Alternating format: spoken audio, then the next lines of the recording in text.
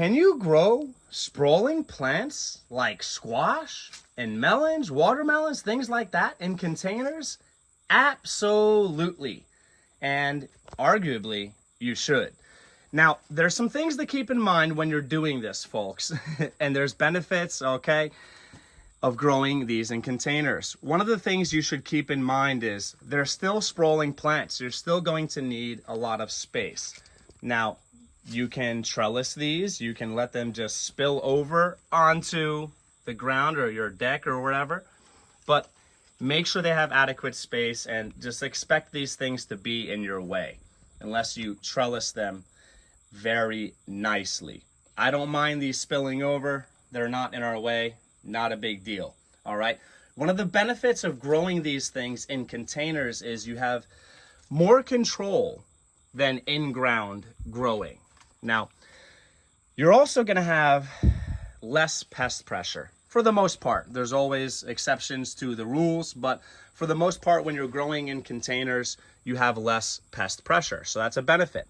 And having more control over your growing medium, your soil, is really, really nice. When you're growing in ground, which in my opinion is ideal, okay, you have less control of what's going on.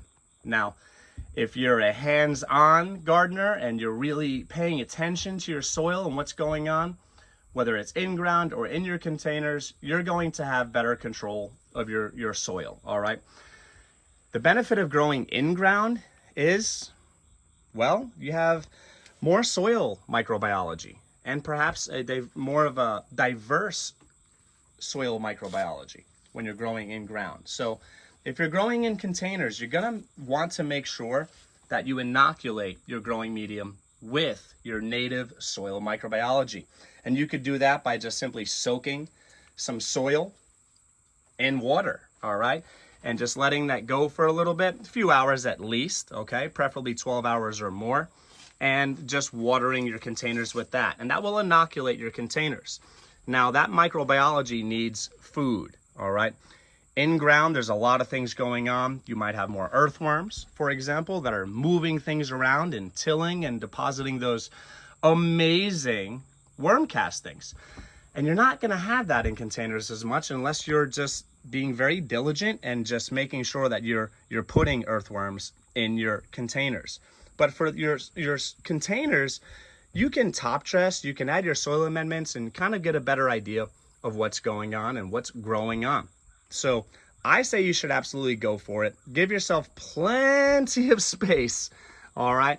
For those of you in urban situations, suburban situations, that might be challenging. But one of the fun things about gardening is being creative and making things happen, using the awesome brains that God gave us and working with nature, not against nature, okay? I could have totally trellised these up better and had them more tidy, less in the way, but I'm fine with this. You can see some sticks in your soil. Sometimes that's enough to just take care of that for you and control and manage your sprawling plants.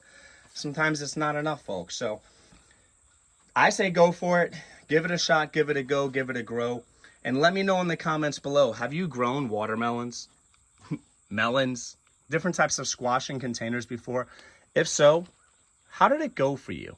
Do you prefer in-ground? Do you prefer containers? If you're like us, you'll do both. You should diversify your growfolio as far as the variety of plants that you're growing and also the ways that you're growing. If we have any issues like pest pressure, for example, with our in-ground growing, well, hopefully our containers will still be, plants in containers will still be thriving. And the other way around, if we have issues with our container plants in containers, then hopefully our in-ground stuff is growing well. I say do it all right? If you found this to be motivating, if you learned something, if you're gonna give it a shot now, get involved in the comments below. Let me know. Take care, everybody.